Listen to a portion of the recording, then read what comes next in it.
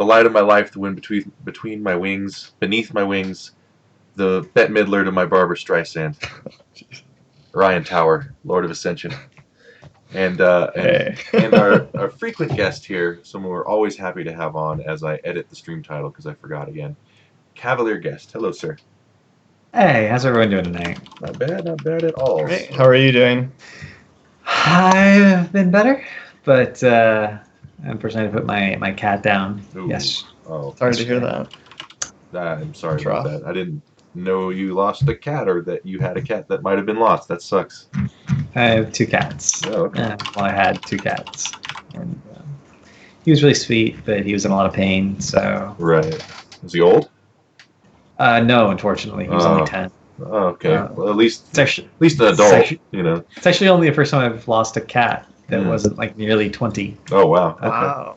I've had cats my whole life. I've always taken really good care of them, and they've always lived a really long time. You know, those things can't be helped. I'm sorry, man. Yeah. Anyways, drafting is what we're here to talk about, and you know, maybe we can distract you from what's going on because you can focus on these sweet drafts we have lined up for you today. So, yeah, that'll help. What else? What do we have going on here? I closed the tab. Oh man. Oh, there it is. Okay.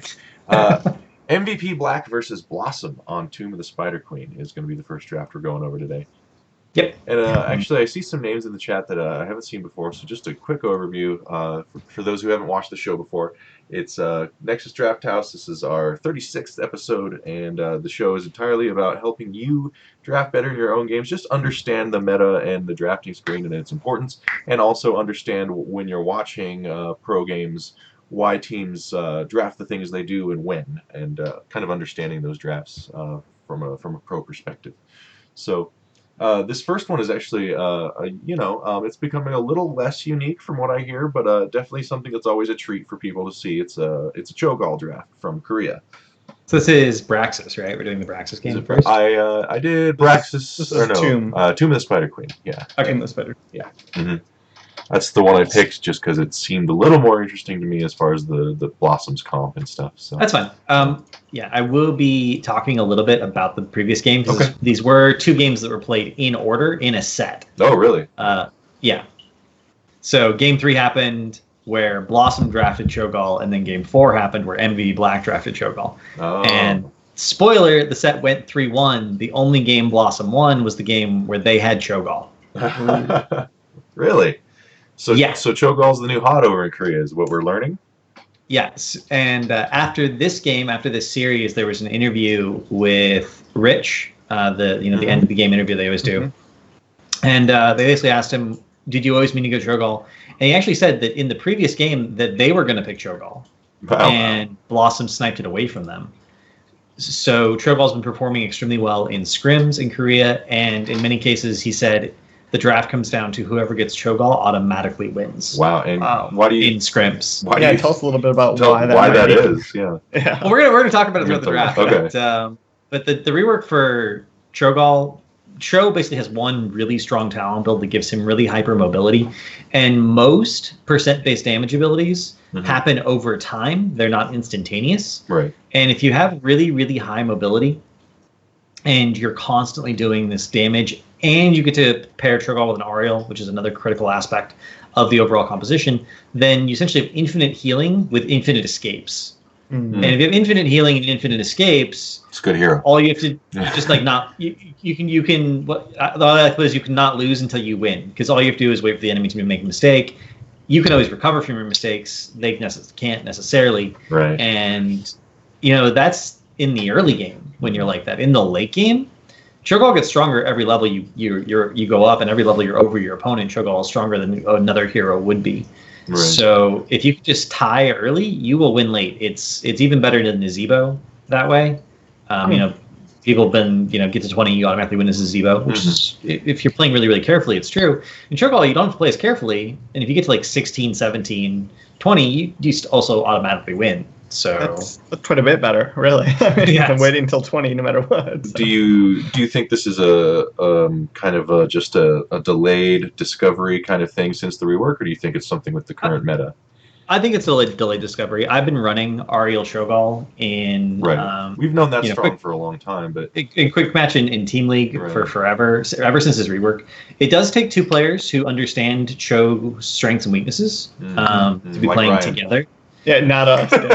So there's some coordination. But if you go look at like Cho'Gall's win rate in Team League, it's actually very, very high. Mm-hmm. There was a hilarious stream last night where Dunk Train and Biceps and Immune Fairs and a couple of other high level Grandmaster level players were getting maybe a little bit drunk and playing Team League together, and they got stomped 18-13, like level 18 to level 13. Being killed behind their own gate on Hanamura. Yeah, I watched that. Yeah, I watched that yesterday. Those are former pro players getting stomped by no-name players with Cho'Gall because they have Cho'Gall. Yeah, Ariel. It's actually been busted for forever. Like literally since Cho'Gall's rework, this has been a thing that should dominate across the board. Obviously, nerfs to a new Barak or heavy bans on a new Barak remove one of the best counters to Cho'Gall, which is Cocoon. Right. So. Okay. Well, now I'm excited to talk about this draft. Let's get into it. Yeah. So. Yeah, for sure. So first pick goes to MVP Black, and they do ban out the Genji. Especially on this Tomb of the Spider Queen, I think Cho'Gall offers some interesting play here. It's such a small map. Yeah, the old school explanation from King of Blades / Gusterbust, who used to play Cho'Gall. Like they would play Cho'Gall on any map. They would literally every map, and they said his best map was Infernal Shrines. We didn't really have a bad map. I don't agree with that. But if you're going to pick maps where Cho'Gall shines, his best map by far is Infernal Shrines. Tomb would be up there. Since his rework, he's no longer bad on 2-lane maps. It used to be he really needed his heroics to have high impact, and anytime you have a hero that needs to get to 10 2-lane maps, kind of questionable. Right. But since his rework, I would say that he's doable on 2-lane maps in competitive. Okay. Yeah, so the first ban was Genji, and then Blossom opts to ban out the Uther. And then we get into, so those are pretty standard. Those are just, we think this is a great healer, and we think Genji's really strong, so yeah. What I want to get to is this Ariel first pick from MVP Black. Now, to me, that would be like, from what I've seen in HGC I've been watching and things, it's like, oh, well, that's odd. I guess they want the Vala or something, or the Gul'dan. Gul'dan on Spider Queen. But to Blossom, go ahead. I was going to say, we're at a place in the meta now where there's enough Ariel batteries that you can no longer ban or take all of them. Right. It used to be the case prior to Cassie's release in particular and prior to Cho'Gall's rework that it was Vala Gul'dan. And in the very, very late game, Lunara, but you had to suffer through a really bad early game. Right. There were 3 batteries. Like you could ban or take all of them or ban Vala, take Gul'dan, draft an early game push composition with the Gul'dan wave clear to help enable that. And then if they took Lunara, they were screwed because you would have a tempo advantage. Right. With the addition of Cassia and Cho'Gall's rework, that's no longer the case. There's now 5 or 6 viable batteries, so Ariel's always a safe pick. Okay. Because you can't limit the batteries anymore. You just can't do it. Sure. And do you think with the rise of Cho'Gall that Ariel starts to become ban-worthy compared to an Uther? Oh yeah. I don't see a situation. And the problem in the Korean meta in particular, and one of the reasons this is so difficult, is the Koreans love stuns and CC in general. What's not to love? There was a time last year pre-Malf rework when Mary Day from MVP Black actually played Malf on Sky Temple. This was pre-rework. He just wanted the root. They literally drafted him for the root. That's all they cared about. And when you're talking about big CC chains and really good team coordination, focusing fire on a single target, well, those are the situations where Guardian of Ancient King shines. Yeah. More than anything, and Divine Shield shines more than anything. So sure. Yeah, Uther lately, that's kind of been. You're banning Uther not because of anything other than that talent, really. Basically, you're banning that talent. So definitely, Guardian of Ancient Kings is pretty strong. I don't know if you caught the hero designer last night on Lords of the Storm, but he was talking a bit about their armor, the way they wanted to go with armor, and why they're doing like Guardians of Ancient Kings and things. It was pretty interesting. But if you guys haven't checked that out, you should. Did not check that out. I will definitely do that. He a quick aside here. He talked about how he wanted to do a Patches the Pirate hero, which has a draft mechanic, where basically you hide your picking patches by showing someone else in the draft, and then the first time you die with that hero, you become patches the rest of the game. So I was like, he was like kind of joking, but he was also like, we kind of like something like that to work, you know? And I was like, whoa, that would be something. But yeah, anyways, getting back to this draft, it was just a very interesting aside to me. So Blossom picks up two also pretty unique and interesting heroes first. They do get the Malfurion, that is not Malthael, and Medivh. Yeah. So what do you think? Why do you think those two heroes so early in this draft? Well, you see the response, right, from Blossom is Malfurion. They have to pick Malfurion here, and because there's not that many top tier supports in the game right now. There aren't that many. Right. Malf offers the CC still. He offers the Innervate, which is really important to every single hero in the game that kind of relies on mana. Most of the wave clear heroes are mana dependent, and he's the only hero that can do that. So when you're on a map like Team the Spider Queen and you're rotating between lanes and you're trying to be constantly active, Innervate goes really far up in value. And the Medivh will be their burst protection. So they draft Malfurion to be sustained in terms of both mana and healing, and they're like, well, Malfurion can't deal with CC chains anymore because he doesn't have cleanse, and he can't deal with heavy focus fire on the back of CC chains because he doesn't have cleanse. So cleanse was really a talent that allowed you to like not die to burst chains because you could then move. But without that, Malfurion has no burst options in terms of protecting his team. So they have to draft burst protection. The three options in that regard are Medivh, Tassadar, Zarya, and in terms of strict anti-burst, Medivh's the best one. Plus, portals are just long enough to rotate across a turn-in point, which means you can actually use portals to rotate between lanes without mounting. Right. And you can do that to clear more efficiently if you're behind in the rotation. And if you're ahead in the rotation, you can actually throw a portal down the bot lane and use the Medivh portal to rotate for a very unexpected gank. Yeah. Okay. So a lot of versatility on this map. Would a Tassadar have been acceptable here, or was Medivh, for the reasons you just stated, the best choice? Tassadar would have been acceptable, but it would have limited their draft options because they would have needed to make sure they picked up an auto attack hero of some kind. You can't draft Tassadar. You can draft Tassadar, not draft an auto attack hero, but it's not pleasant. But there are quite a few auto attack heroes in the game that are still pretty good, right? I mean, it was an impossibility here. No, it wasn't impossible. And in fact, if they were planning on Stitches from the very beginning, Stitches with Force Wall is a really, really good follow-up because you hook. And then they could have drafted... If they'd wanted to go Tassadar, they probably should have gone Kharazim. Oh, really? Okay. Right? So they could have had Kharazim hook into Force Wall 7-sided.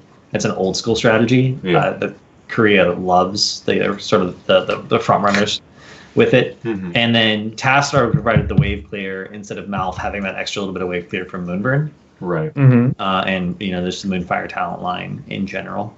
They could have done that, but they opted for this instead. One of them, like one of those things, needed to have some sort of a little bit of area damage. Ryan just wants Tassadar. He just wants to know Tassadar's okay. I would have picked Tassadar here. I mean, not that I'm obviously at this level, but he seems to do most of the things we just talked about. Yeah, we are getting to a point where teams basically need a Medivh player. And which support you pick is going to dictate whether or not you need a Medivh or can pick a Medivh. So I do think in a couple of weeks, this whole dynamic we're seeing here at the beginning of this draft is going to be shaken up with another very viable support coming into the game. And I'm excited to see it because I've kind of seen these kind of like the Oriole draft dance for a while now, and it's like I'm ready for something else. So the Oriole Uther dance. Okay. So, do you think Blossom? I mean, it seems like it's pretty well known at this point. Do you think Blossom sees the Cho'Gall? They're thinking about it. Yeah. Okay. The response from Ruby Black, they pick up Malthael, a new Brat Cocoon, is just hands down the best counter to Cho'Gall. Not because it kills Cho'Gall, but it allows you to fight a 5v3 instead of a 5v4, which is pretty good, as it turns out. If you're a professional team and you go in 5v3, you should be able to win the fight. Yeah, for sure. So they do pick up the Malthael and Ubrak, but despite that, I guess Blossom wasn't fully convinced because they do ban Vala. They do, and this is the funny thing, right, about Ariel comps now. They could pick another support here and have an unkillable Vala. Right. And if they ban the Tassadar instead, then maybe you pick up Cassia, and charge strikes in a 4-man rotation is ridiculous because you get healing off of all of the procs. Each of the individual extensions counts as an auto attack. So you get healing from all of them. It's basically not possible to kill a Cassie unless you can CC her from 1 near 0. She gets a shield and attacks. She's going to get some healing. They'll have the blind synergy with Ariel's 13 on sweep. And she'll have, Ring of the Leech at 4 to synergize with that to give her even more health restore.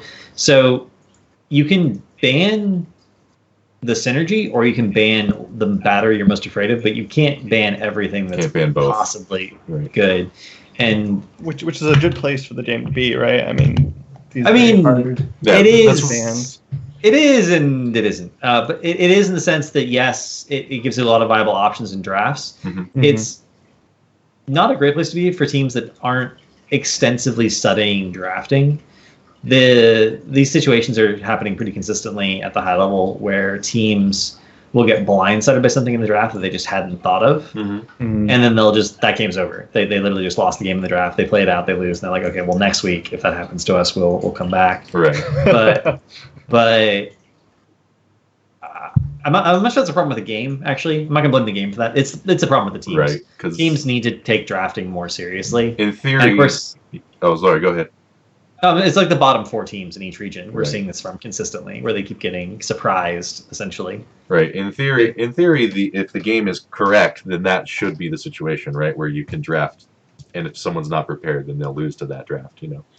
So I'm definitely okay with it. I think it's the game Blizzard designed. Blizzard made a game where drafting really, really matters, and every time they introduce a niche talent or introduce a talent that synergizes really well with another hero, and you have to keep all those synergies and counters and possible combinations in your head at once, it can be a lot of effort. You're also that's just in a theoretical, okay, what's the best thing to draft here? And you get the practical sense. You have to scout your team that you're up against and be like, well, what are their hero pools? What do they practice playing?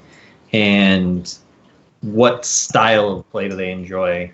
Stuff like that. So, and some teams, there's not a lot of data out there because, especially after going into phase 2, there's a lot of roster swaps. That's true. If you haven't been scrimming a team, you may not know, and you should stick to the theoretical and be like, do you stick to the theoretical and be like, Cho'Gall's the hardest thing to deal with here, even though Vala is scary, or do you be like, well, we know they have a really top tier Vala player. Do we just ban the Vala? Right.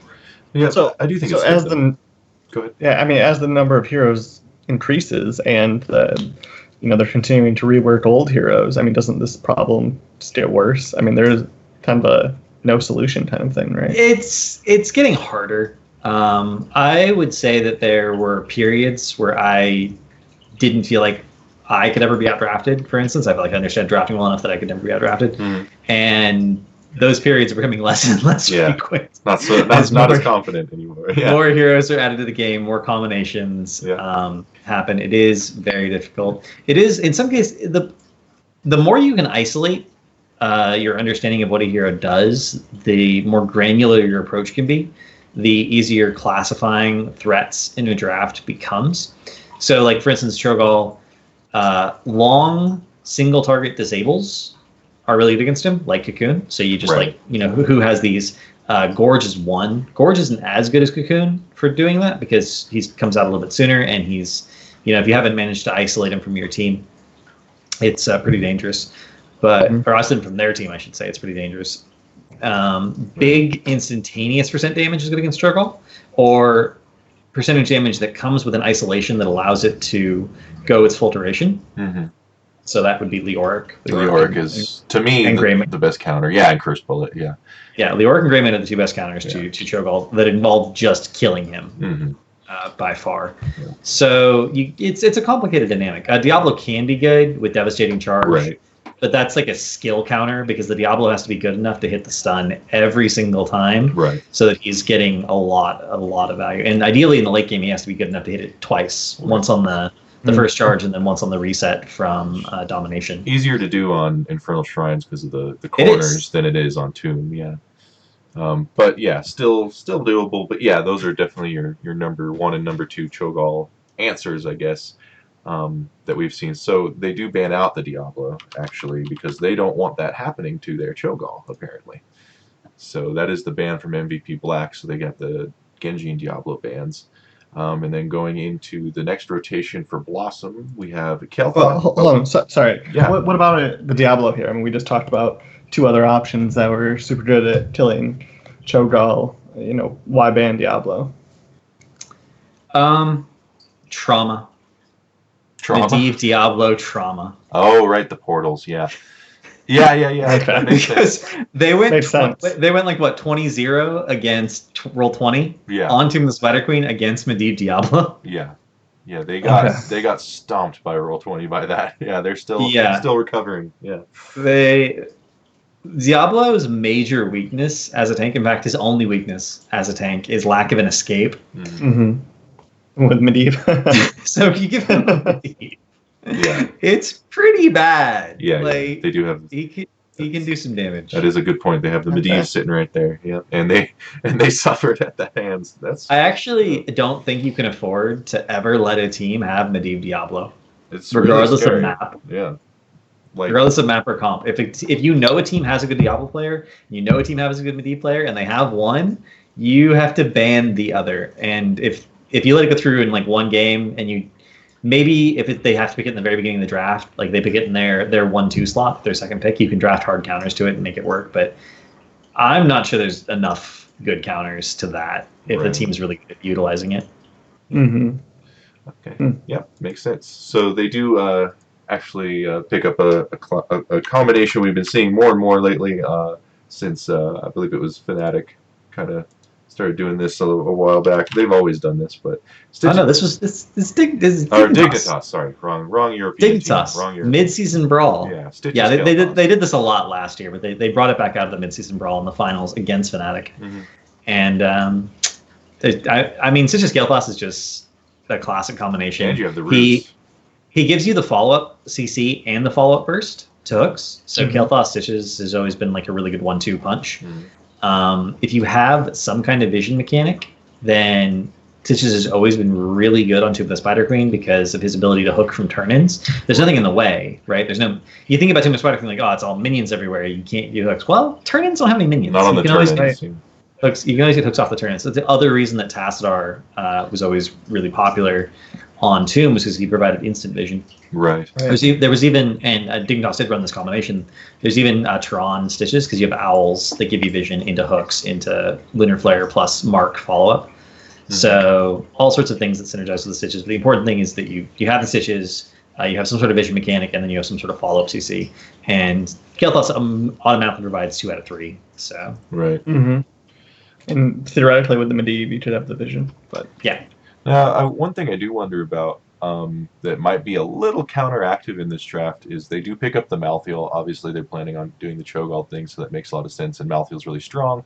However, when you pick Malthael early, teams are going to draft ranged heroes more often, less melee. And then that kind of hurts your Cho'Gall in some ways because he has a lot of like anti-melee stuff. So that might be one little kink, I guess, in this draft. I don't think it's a huge problem, but that is one thing I noticed with the Malthael pick. They do pick up the Cho'Gall here. So Cho'Gall only needs 1 melee. He just needs something to hit to constantly refresh his W, or Cho's W. Okay. But when it comes to ranged, the only concern you have is it's going to be hard to hit your bomb or your Dread Orbs. Right. But on Tomb of the Spider Queen, the chokes are everywhere, and they're relatively narrow. So that's not as big a deal. And you're still going to have a new Barak, for CC chains. He's on CC chains, so 1.5 seconds of stun off of 2 abilities. You have enough walls that Detainment Strike from Ariel's going to be really good. It's not as big a consideration because of the map. Right. Okay.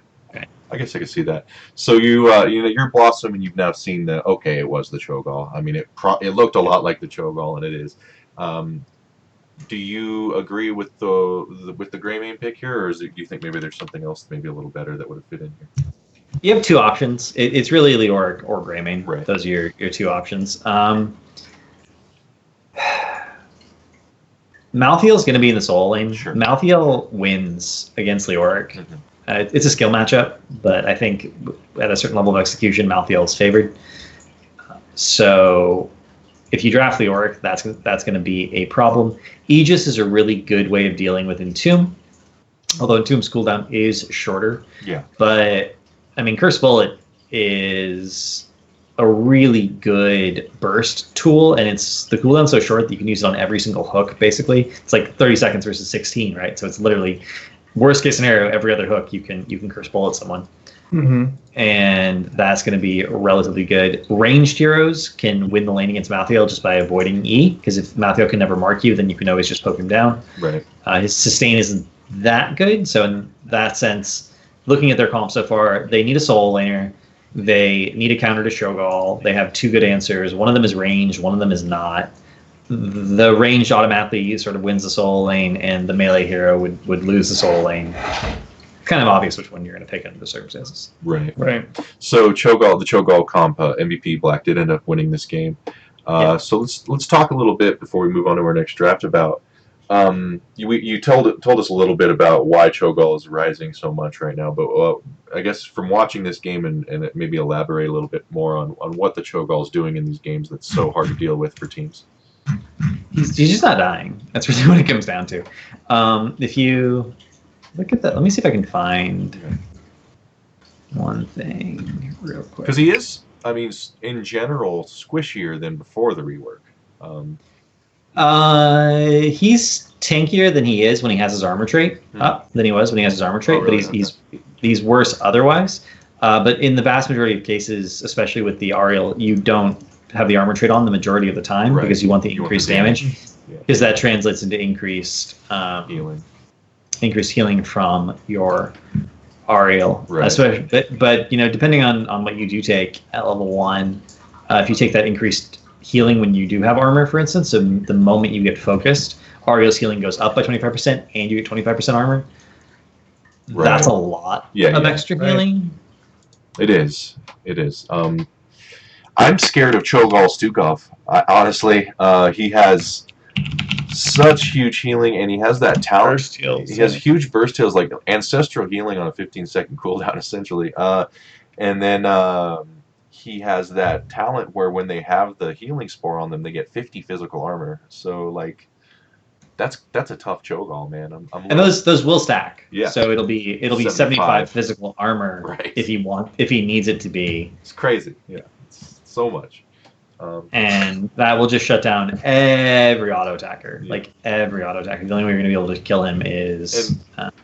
The thing is that there's a lot of magic damage in this game. Like people have talked about that, how there's not that many great auto attackers, and so much damage is coming from spells and stuff. But there's a lot of residual auto attacks from every hero that you're taking that actually do a lot more damage than you're kind of maybe noticing, I think. So having something like 75 physical armor just is so much survivability that you might not see on paper, looking at it. So, oh yeah, it's extremely difficult to deal with. I mean, even when Reflexive Block on Illidan had 3 charges, everyone took it because there is so much auto attack damage in the game, and you were queuing often enough that you were getting a lot of value out of each one of those charges. When they reduced it to 2, it was like, well, was this better? This better? It was a little more balanced. Right. But you can easily make talents, block talents that are so good that they're auto picks. Just sort of the way it is. It's true. Yeah. So were you gonna say something or show us something with this Cho'Gall, or I wanted they don't have that. So Blizzard has not yet posted the replays. Oh, okay. For these, but I wanted to go over I wanted to just give an idea of the damage numbers that reworked Cho'Gall is doing, and because I want to put this in perspective, bearing in mind that Ariel gets healing or gets hope from both Cho and Gall. And Gall, yeah. It's actually kind of a big deal when you put it that way. So I'm gonna grab this fast here. This is Synergy versus Zealots from the EU Open. Zealots did end up making it into HGC, so this is kind of an HGC team, right? And they were playing Cho'Gall, and to put this in perspective, Mopsio did 28k hero damage, and Pollock did 73k hero damage, so over 100k put together in a 14-minute game. That's a lot. That's a lot of damage. How much healing and how much healing was the Oreo? Grandpa Cat did only 56k healing in that game, but comparing it to the Ariel and the other team, the Malfurion on the team, the Malfurion did 34k. Right. Okay. So if you do the math on that, like, well, okay, that's 8% of that, or 40% of that hero damage came back as Hope. Right. She had potentially 40k and then another, 4% of the siege damage. It's right. It's a lot of healing. She might just not have needed to heal that much too. She might have. It's probable. Yeah. They were winning. There was significant outdrafted work here too, because they had Greyman got banned, I believe, and they had Leoric and Nubrak. So they last. Right. Oh yeah. Or they last picked Ariel, but their first two picks were Leoric and Nubrak, and it was like, well, what do we do now? Yeah. What are you gonna do, brother? That sucks. Okay, so that's interesting. Cho'Gall Oriole. So we're probably going to see this. I imagine we'll see this find its way over to the other regions more prevalently pretty soon if it succeeds on as often as it looks. So I don't know. You don't know? I imagine some of the EU teams will start doing it since they already have been, because they have that cooperation level where they're really willing to play with another person and practice extensively with another person. Like, it's a big thing for them, right, to coordinate extensively. It's something that every NA team has a problem doing, even when they're playing different heroes. That's true. That is. But this is a way to force two people to cooperate, right? Like, that's true. You can't do. You have to do what I say. You're attached to my body. Yeah. For better or worse, Danny, as we found out. Yeah. It wouldn't be the worst idea if you were a coach to actually force all your players to play Cho'Gall in different combinations at some point. Team building exercise. Yeah. That's right. It's a trust fall, guys. Yeah, it's trust fall. Yeah. Well, I hope they do. I like seeing Cho'Gall, and I like playing him. So let's see. Moving on to this next draft, we have a game on Infernal Shrines, and this is between Team Dignitas and Team Good Guys, who I actually have not seen Team Good Guys play yet. Do you know where they're from or their story or anything like that? Team Good Guys is a terrifying team. All their players pretty much have been around for a while. Anahero is considered one of the best melee players in Europe. He streams himself playing a lot of Chen, a lot of Villain. I consider him to be possibly the best solo lane Chen in the world. Oh, wow. Okay.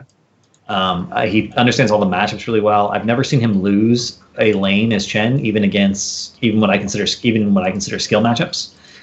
He plays the matchups extremely well. Right. So yeah, he's pretty scary. Okay. Kronaz has been around for a while. Raid Boss has been around for a while. These are all people who have been around and have been on and off pro teams prior to HGC. And the only reason, in many cases, that they weren't already in HGC was they just didn't get a team together in time to qualify during the initial announcement, because the announcement happened so soon before the qualifier. Right. Having teams be able to do that is part of what makes the Open so interesting, right? Yeah. Well, it's part of what makes the EU Open interesting, yes. Mm-hmm. Fair point. Yeah. Fair point. Burn. Sick burn. Savage. Yeah, that was rat. Okay, so Dignitas and Good Guys. Dignitas does have first pick, first ban, and we're going to see something very, very similar to what we saw from our Cho'Gall game. We're going to see a Genji ban from Dignitas, and then the Uther ban from Team Good Guys, and then a first pick Ariel from Dignitas. So, can you just tell us a little bit about the rise of the Genji ban? I mean, he's been out for a little while now. I mean, is it just that people have gotten better with him, or the less stuns? I mean, what is it now? Genji's not that hard to play. No, he's not. I know everyone's like, Genji's like so hard to play. I actually do okay with him, and I suck. Yeah. You poke when someone's low. You go in. If you hit your E, they should be dead, and then you just E back out. If they don't, then you should have gone in at an angle where you can like have a piece of terrain to jump over, and you jump over the terrain, and you're safe. And if you're not, you buy yourself the 2 or 3 seconds you need to get safe by hitting W. Like, it's not rocket science to play Genji. It's actually pretty simple. You can, and the you'll notice like every pro player has a very similar R movement. They R and then stutter step backwards. And it's like they're just like curving away from you, and then they R back into you, and then they curve away from you, and they R back into you. because it really increases your probability, makes it really hard for you to hit. You're abusing the fact that Dragon Blade has a pretty decent range. Actually, one of the best nerfs to Dragon Blade that could be made would be to nerf its range a little bit. So it was dangerous to use it. Mm-hmm. You need to actually be able to use it, as opposed to just being able to go in and use it whenever you wanted to. Right. Yeah, and in the situations, every hero that is even remotely fragile loses to Genji. Yeah. Right. So if you don't ban Genji and the enemy team picks it, they've just banned Vala. They've just banned Malfurion unless you go for another support that can save him. Whatever that may be. Mm-hmm. They've just banned Uther, Thrall, like all the really, really fragile heroes. Well, Uther's pretty solid against Genji, actually. That's what I was thinking, though. You ban him. You ban him, yeah. Yeah. But if you don't ban Genji, then you have to ban Uther, and then they ban Genji, and then it's not a fun dynamic for most teams because they aren't comfortable drafting like triple tank. For the record, triple tank has never lost to Genji. Right. I believe I don't that. think. Okay.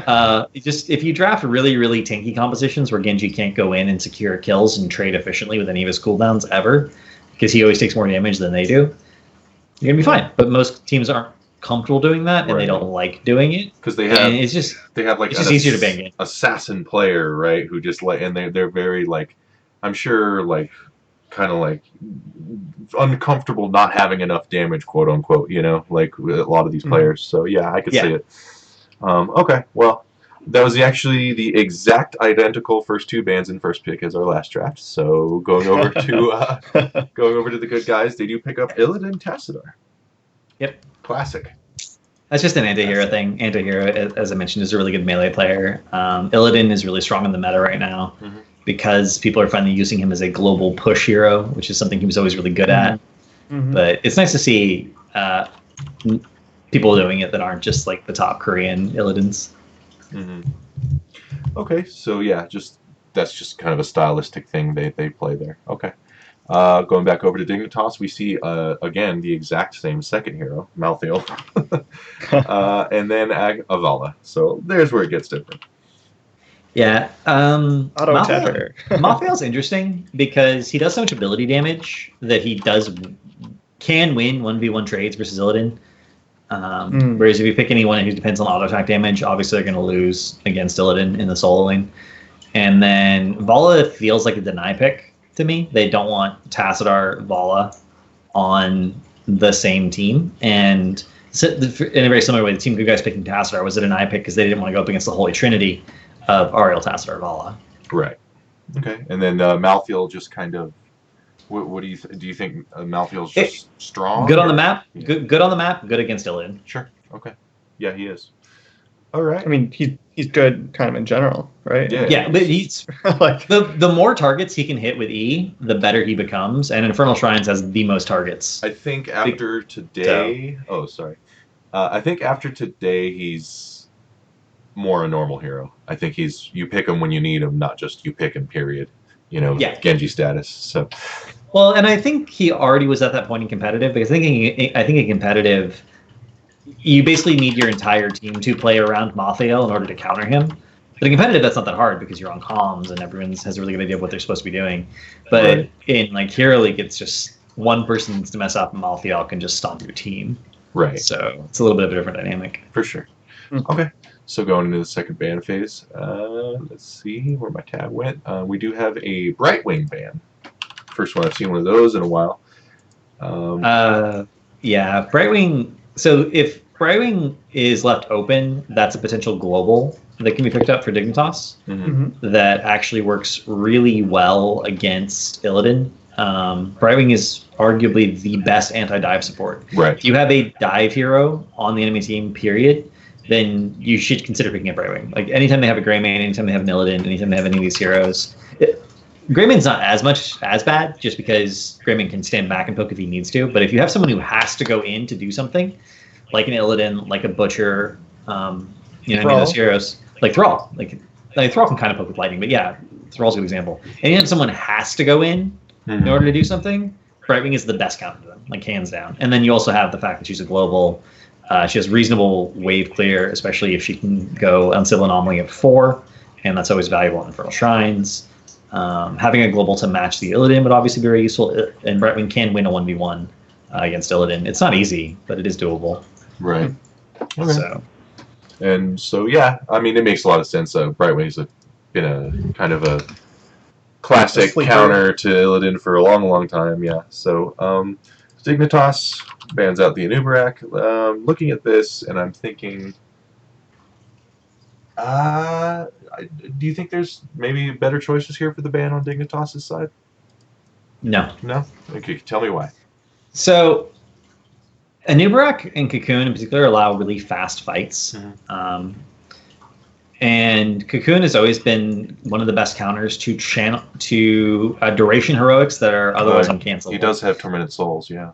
Yeah, so Cocoon used to be the old school counter to Tranquility when Tranquility was the go-to ult on Malfurion, to the point where the standard Malfurion play would be push up really far, Trank Ice Block when you were against Anubarak, because otherwise Trank would get canceled. You would have to just use your Ice Block defensively to deny a potential Cocoon. Right. Every single time. It used to be heal beacon, yeah. Yeah, that was standard An play. immobile one. Yeah, that was standard play. And the combination of that, the fact that if you cocoon the Vala, you can often kill the Ariel. If you cocoon the Ariel, you can often kill the Vala. It's just too risky to let a Anubarak through, considering it essentially counters every pick they have so far. Right. Okay. And very mobile in general, right? I mean, up the tanks. Yeah, if you're going to cocoon anyone here, I mean, it would probably end up being the Ariel in most situations. So, yeah, okay. He can get to her, too. Yeah. Well, maybe not after today, but I think he'll still be fine. Yeah. He did get his cocoon nerfed in not a traditional sense, but... It's going to be interesting to see if people start going Under King just to increase his engage range. Right. I take Under King, and it works well for me, but I'm in Hero League, so, so moving over to this draft on the side of Team Good Guys. I like their logo. I kind of like that. I dig it. It is Stitches Rhaegar. Yeah, and that's just a mistake. Okay, it seems weird to me. Especially the Stitches bad. is fine, I think, but I'm not sure. The Stitches is fine. Mm-hmm. Stitches even has it's not as good anymore. There used to be a infernal shrine specific Stitches build with Last Bite and Chew Your Food at 1. When Last Bite was 5 or 8 second duration, and it's more than that now. Right. So you could constantly I don't know what it was before. Yeah, you could constantly get this massive healing boost over and over and over again, eating the shrine minions, and it was almost impossible to force Stitches off the shrine. Right. Just because you didn't have the damage. And then the potential of side hooks off of follow-up stun, off of the Punisher jumping the wall. Because you can always go to the side and hook through the terrain instead of through the walls where it'll get blocked. And then if your team's there, that's just a free death. And then you can automatically get at least a full wall off of a Punisher, and sometimes the fort or the keep, just off that getting that kill. Sure. So Stitches... and Putrid Bile is really good on the shrine itself for zoning, for isolating targets, and for just racing the shrine, pulling people away from the shrine, getting the last little bit of damage on various of the shrine minions. But the critical part of Stitches is that you can't really draft Stitches and not draft follow-up CC to hooks, or the hooks themselves are useless. Right. All you've got right now is a totem. Yeah, and that's not enough. Like it's just not good enough. Rhaegar is arguably Illidan's best support because of Ancestral, and you can kind of see that argument there. Sure. Rhaegar arguably one of the best supports on Infernal Shrines because of Lightning Bond, so you can see that argument there. But at the same time, like you're leaving a third of Stitches' kit on the floor by not drafting. There is the wall. Captain Logan has a good point there. Yeah, and once they hit 10 and they have Force Wall, like that would be pretty decent. But up until then. But Medivh is on the board. That's true. Right? Medivh is something that can be picked here, and you can portal over walls. That's true. And we talked about this in the last draft. If you have Ariel Vala, you generally want to pick one of the 3 shielders, either Tass, Zarya, or Medivh. Tass is arguably the best one of those 3. Zarya is in Vala's case, the worst one. Zarya really wants to throw her shield on another frontliner to help her generate energy consistently. She doesn't want to have to use it reactively on a backliner who's getting flanked because she wants consistent energy generation. So you draft Zarya with a tank who's going to be taking a lot of damage, not a backliner who's going to be ideally. So Medivh is the obvious pickup for Dignitas here because they want one of those two heroes, and Force Wall gets neutered by portals. So right, yeah. Yeah, Captain Logan, Gorge is not considered on the same level as Cocoon because A, it requires you to bring your hero to melee range with the enemy hero, and then B, your hero has to be where they're going to pop out of the thing, and it's not nearly as long as Cocoon. There's a lot of reasons. So, but I mean, Gorge still has its place, but yeah. If I put that in perspective, Gorge is 4 seconds, and Uninterrupted Cocoon is 8, so it's literally twice the duration. Right. That's a long time. The cooldown is 60 seconds versus 80 seconds, which is a really, really big difference. And that last point is underestimated about you have to be near them, so you have to swallow them. It's basically melee range. It's actually slightly shorter than melee range in Stitch's case. And then you have to, if you're trying to use it to force a fast fight, you have 4 seconds instead of 8 to kill someone, but then you probably hook someone to get the Gorge, which means that you've used your gap closer as Stitches. Like everyone can be like, we'll wait 4 seconds, we'll be right back. So you have to unload them in a place where they're guaranteed to die, and you can't guarantee that you can get into some place where they're going to die. Mm-hmm. Yeah, for sure. Okay. So going back over, they do pick up the Medivh along with the D.Va. So when you look at this, you think they don't have a tank. That's exactly what that's what I think when I look at it. And they don't. They genuinely do not have a tank. What they have is a lot of sustained damage in the form of both Vala and Mathael. They have infinite healing because of Ariel, and they have shields to deal with any sort of burst damage, and they have portals to escape from literally anything that could possibly happen to them.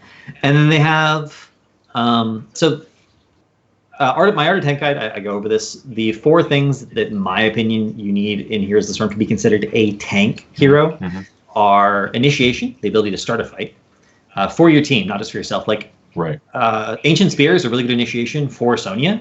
It's not a good initiation for her team because her team goes to it instead. Yeah, Hook is actually a good team initiation for your team fight if you hit the hook. Right. Power Slide is a good initiation because the ETC ends up behind the opponent and they're body blocking, and then they can W the enemy into your team. Same thing for Murden's Jump, Stormbolt, Thunderclap combination, because then they're stunned and slowed, and he's in position to body block them. Whereas, these are all good initiations for your team, not just for you. So that's an important consideration. Survivability, tanks need to be able to live because there's no wards, really. I mean, there are hero-specific ones, but there's no general ward mechanic. Right. Tanks need to be able to basically face-check bushes and not die. So if you can get focused by an entire enemy team for like a few seconds and not die, then you're tanky. You have enough of damage absorption to qualify as a tank. You need some kind of escape. Because if you don't have an escape, then when you do face check and end up in a really bad situation, as you have to do sometimes to make sure that your team won't die, because if anyone else on your team does it, they're guaranteed to die. You can get out. It also gives you mobility in fights, which is critical for the last part, which is peeling, the ability to get the enemy team off of your team. Right, which is not something D.Va has. Which is something D.Va does have. She can. D.Va's sole claim to being a tank really is she can absorb a lot of damage because of mech and that transition back and forth. And she also has a lot of zoning potential because she can knock people away. And in this game, JPL actually take the level 7 talent coming through. That knocks people back twice as far. Oh, okay. So D.Va has really I didn't know she had good that talent. Yeah, D.Va has really good peel. She has shitty initiation, but she has really good peel. And then she has a lot of zoning potential with explosion. So anytime that you're in the situation where you're fighting over a fixed point of an objective and you draft a team fight composition, D.Va can be really good because it forces the enemy team to make a choice to take a shitload of damage or back up and let you have at least part of the objective for free. Right. Yeah, see, to me, I guess in my experience, I just kind of thought her peel wasn't that great because it's kind of like she bumps you once, it's like half of a chin barrel bump, and you're like, I don't care, and like nothing happens. But maybe that's just my games that I've experienced. But as far as the peel thing goes, yeah, Logan, we were talking about Rhaegar. I think we suppose they just wanted the Rhaegar for the Illidan, yeah. Yeah. So there's, but so your point is Diva does not qualify as a tank, and they've just drafted the team without a tank. Yeah, but they've drafted they drafted a team without a tank in a really specific situation where they're not going to fight in lane. And if you watch, they did not fight in lane this game. Like, go watch it. Mm-hmm. And unless they were in like a 3v1 or a 4v1 in some cases, they just did not fight in lane. They pretty much only had team fights when they had the Punisher or when it was over the objective. Because if you do that, then Stitch's value goes way down. Mm-hmm. The close engage range and the lack of like hard CC gives them allows them to take advantage of all their mobility. And anytime someone came even close to dying, JPL would knock them away.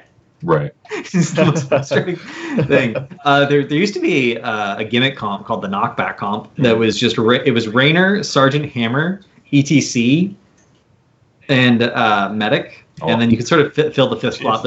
But they all had knockbacks. So they literally all four of them had a knockback, and you would just set up on a point. Hammer would sit there, and anyone who came anywhere near the hammer would get knocked back. You could do that with Diva now as the fifth. Yeah. Yeah, you could. And it was just so obnoxious because you couldn't get to the medic. You couldn't get to I would hate to play against that. Oh my god, I would be so mad. And it was really popular for a long time on Sky Temple because they would just set up on the temple and you could not get to them. And it's like, what do? You have to give up every single temple. Well, you're not going to win if you give up every single temple. Right. So yeah, Dignitas drafted a fight. The drafted comp was just never going to lose a shrine against the team that they were up against. Mm-hmm. And in fact, they did not. I don't think they lost a shrine all game. Wow. They didn't necessarily do much, but they outside of the shrines, but they won every single shrine. Yeah, they do finish up their team with a Cassia. So let's take a look at this. The Cassia. That's to me, Cassia Illidan. That's asking a lot of Rhaegar. To me, when you got Tassadar, but yeah. Yeah. I mean, I don't understand drafting Cassia against Malthael because That's true too. The blinds are good really just against Vala, but Cassia doesn't have survivability that's really high unless you're against heroes that are primarily auto attack based. Vala's 50-50, and Malthael's primary damage mechanic is ability, and it's ability damage that can't be mitigated by armor of any kind. Right. Plus they have a Medivh. I mean, they have a Medivh. Yeah, like so you're gonna go in and fend someone, right? Yeah, you have to dive deep for that Cassia damage, and for it to get really nothing back, it's gonna. And I never like giving Tassadar 2 shield targets because Tassadar can shield himself if he's in a lot of trouble, but then he should always have a target that he should be shielding. Mm-hmm. And then giving him another shield target, it's like, why give Tassadar more things than he can ever possibly do? Right, and you're drafting Cassia against a Malthael, like you said, and it's like you don't even have a ranged hero other than Tassadar. Like, this is all melee, Like, I know Cassia is ranged, but she's not really ranged, 4.5. Yeah. I have my personal term for the mid-range heroes has become skirmishers. Oh, she's a skirmisher. Okay, there you go. You have range, you have melee, you have skirmishers. Okay. To answer your question, in my opinion, schizophrenic, I do not think Zool could be an Ariel battery solely because you kind of want Zool off on his own in lanes and stuff still. That's still kind of his role. He does more in team fights now, but you don't want an Ariel following a Zool around, in my opinion. The problem with Zool as a battery is actually the same problem that every Zool or every melee hero has as a battery. You can't always be doing damage as a melee hero to the enemy team, and you need to be damaging heroes all the time to be a good battery. So, it's a really easy way to check. Play Zool Ariel in that quick match. Have Zool always walk up to the enemy team. Does he ever die? Then he can't be a battery. Yeah. Like, he has to be able to literally walk in the enemy team, be alive for 100% of the time and not die in order to be a battery. And there have been situations where Zool Ariel was drafted and Zool wasn't the battery, but they would actually hat switch during Poison Nova because Poison Nova did so much damage. Right. But that that was just for the duration of the heroic, and then it swapped back to whoever the real battery was. With some of his new talents, like the super fast W attack speed and the healing off hitting heroes with it, he could, if you could hat switch during that, and actually I think he could live pretty solidly during those times with an Ariel. But I don't think it's enough to justify just drafting him for that. Solo, yeah.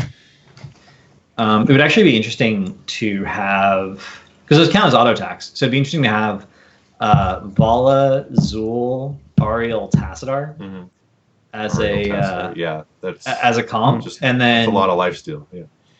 Well, post 16, you'd want to take attack speed for Vala anyway on Ariel, so you can take attack speed for Zul, and then he's attacking faster. Oh. He has the Tash shield for the life leech. He has his bone armor. I got excited because the Zul with that talent already attacks so fast, and if you put the Ariel thing on him, he would be like one of those Dota 1 heroes, where you get like the 6 Monkey King bars, and he's just, that was fun.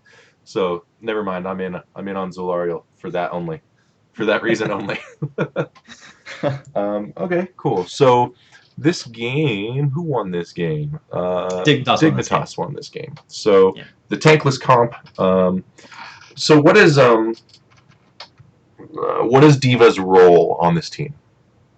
Diva's role is essentially peel. Okay. That's all she's doing. She's just knocking people away who get too close to the Vala. And it allows the Vala to play really aggressively. And as long as Vala can play aggressively, then Ariel has infinite healing. And any burst is dealt with by Medivh shields. Right.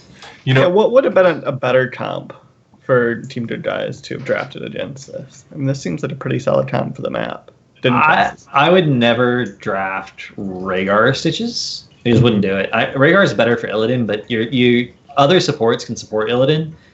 Other non-CC supports cannot support Stitches. You need CC as follow-up to Hook, or Stitches is not a hero. But Stitches needs to pay off if you're going to pick it. Yeah. Well, I mean, I think the idea would have been the Force Wall, but you're right, that comes too late to have significant value.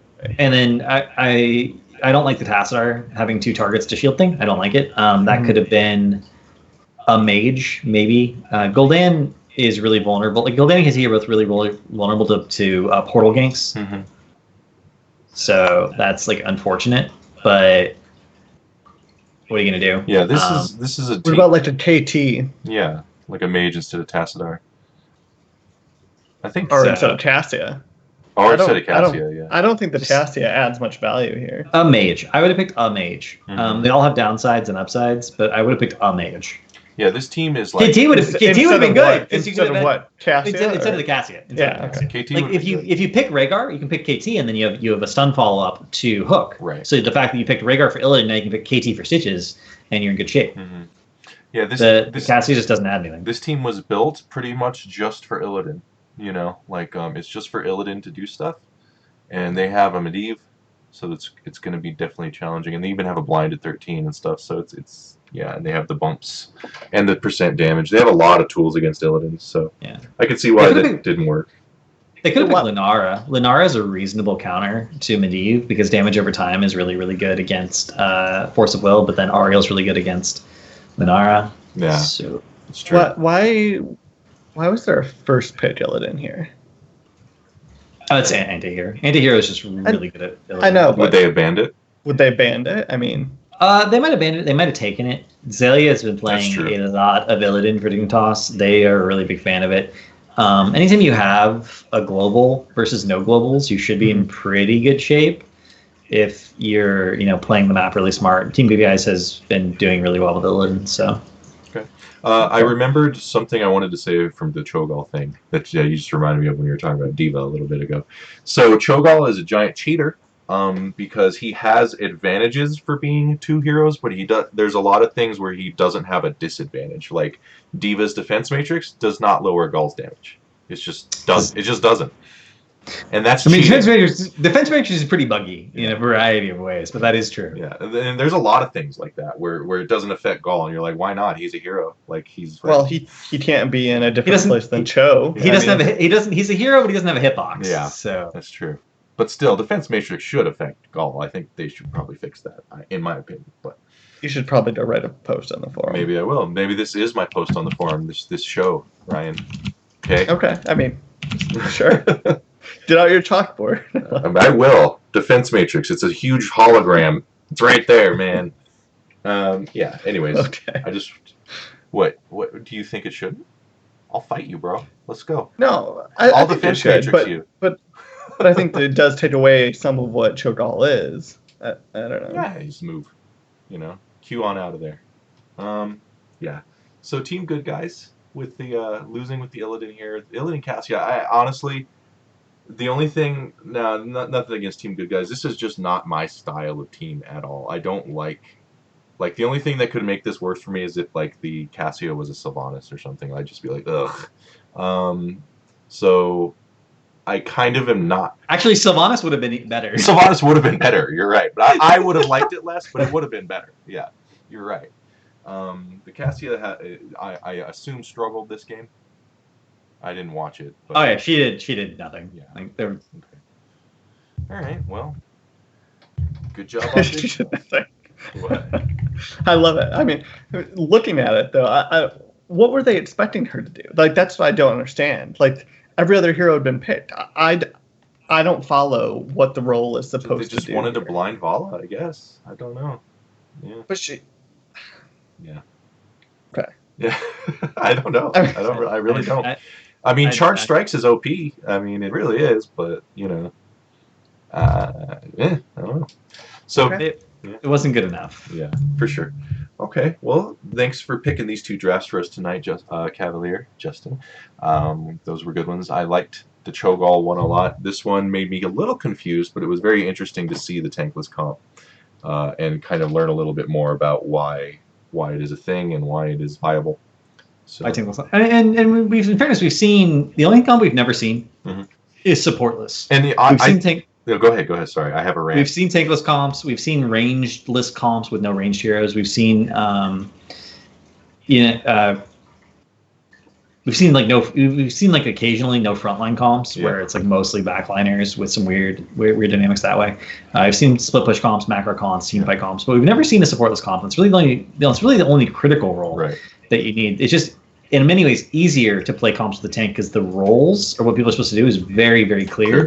This is much harder to play and requires a certain amount more practice. But on the other hand, it's terrifying to deal with in a draft situation because you're like, oh, they have to pick a tank, and then they don't. Right. And you're like, well, oops. Yeah. Now I postulated on the show with Dreadnought, and he kind of like gave me the look, like who was this guy talking about? But I kind of theorized that like I could see supportless coming in the future. At the time, the support pool there was no Stukov there, and Uther was just we didn't know if he was good yet. So like supports were really slim pickings, and I was like, there's enough heroes in this game that can like sustain and heal themselves. Like you could draft a supportless comp, and I still think you can. I'd like to see a team try it. I don't know if it would win. Dude, I think you could do it. I want to watch it at very least. Right? Like, I mean, everyone wants to watch it. Like, there's no question in my mind. I think it's sound, man. That would be the most popular VOD for the week if a team actually did it. But I'm not sure it would win. I think supports are actually so incredibly critical. Like even in preseason, like everyone talks about, the highest win rate comp for preseason across all MMR ranges was 4 specialists, 1 support. Right. It wasn't 5 specialists. It was 4 specialists, 1 support. Right. And there really aren't many high win rate comps across any leagues that don't have a support. Telling you, the first team that has the cojones is going to break it wide open. Calling it. You got your Dahakas, you got your lifesteal heroes, you got all these heroes that they can do just fine. Like. I mean, you'd probably want to do it on a big map, or like Warhead. Would you consider is Tassadar support? No, I don't. I think you could Tassadar. I don't know. Not in the current iteration. Well, I wanted to know whether or not that would count against your fantasy draft here. I think you could count Tassadar and still have it be supportless, but I don't think you'd have to. I don't know. That's just asking. Check it. No, and I'm just answering you, bro. Okay. Now check out my pro team coming up real soon. We don't draft supports. Gonna take the world by storm. Legacy, and I'll prove you all wrong. Okay, I can't wait to see that. I'm working on it. What? But we're not Cho'Galling. Just Just for the record. Cho'Gall has a lot of self-sustain. That's a good choice. I understand, but you and I. let's not. Whoa, don't lump me in there. I know I was attached to your body, but we know where the problem lies with our Cho'Gall play. All right, I'm just saying. Yeah, you couldn't do any damage. Oh, okay. yeah. This guy didn't know you could move while you queued, by the way. I did know that. I just Wow. wasn't good at it. No, I knew. That's kind of a critical I aspect. promise I knew. I just wasn't very good at it. He's standing there charging up, and the arrow's growing. I'm like, where are we going? Are you gonna? There's a difference. Okay. Are you gonna move? Like, yeah. Okay, I currently now regret bringing this up. So let's move on. All right. Well, this has been Nexus Drafthouse with Ryan Cho'Gall, Lord of Ascension Tower, Yeah. and our always lovely and always happy to have him on here, guest CavalierGuest. So thanks again. Thanks for for coming on again, man. Of course. Yeah. Anytime. Appreciate it a lot. I really enjoy these shows. Yeah, they're great. I a lot of fun. I have fun with them. Yeah, like Yeah. I'm I glad like I how do we're it. getting. I like how there's so much variety now that you can pick out some of the quirkier stuff going on for us to talk about and kind of see how it. I mean, it's really evolved. If we were to go back and look at like the first time you were on the show, right? I mean, it's just changed so much. Obviously, there's new heroes and tweaks to heroes, but just the whole game has shifted. Yeah. So. Back the first time CavalierGuest came on, it was like Malfurion's the best healer. It was basically just talking about maps, right? Like what works on what map. Now there's so much more to talk about beyond that, so it's nice, It's nice to talk about these new synergies, wacky, styles. It's a lot of fun. So yeah. It will also help that teams got better at drafting, so I could talk about the things that were working that I'd known for a long time were always good, but then teams started playing them, so that was nice. Yeah, for sure. And we are seeing a lot more of that stuff. So yeah, HGC is getting more and more exciting as are the drafts we get to talk about because of it. So yeah, good times. Let's see. I don't have much. Yesterday we were infested, so that was a lot of fun. But I don't need to announce that because it's in the past. So Okay. I just wanted to. I just wanted. There to, you go. I just You wanted to did it. mention that it was really fun. Okay, and I really liked the whole experience. Coming up, we have a Stukov Nexus by the Numbers video coming out in the next day or two. This VOD will be available tomorrow if you haven't seen it yet. And that's all I got for me. Cavalier, you got anything coming up you want to talk about? I do not. Okay. I am wrecked. So Yeah, you were just recently doing the Gamers of the Storm series, right? see, yeah, Gamers of the Storm had a community tournament, the prize pool funded by community. They asked me to cast it pretty much like only a week or so beforehand. Nice. So I cast that for them. That was super fun. Cool. I don't have anything coming up Okay. in the near future that I'm aware of at the moment. Right. I'm kind of behind on everything at the moment. Next time I come on, I'll probably have some stuff to talk about. Okay. Yeah, keep us updated. Yeah, for sure. Great. I will definitely do that. All right, guys. This has been Nexus Drafthouse episode 36, and Ryan was excited about it. I don't know if you saw that. That's face, right. But it was 36. bright- It is bright older eyed. than I am now. Yeah, me too. Me too. If episodes were years, yes. All right. Good show. Talk to you guys later. Bye. Have a good night. Yeah.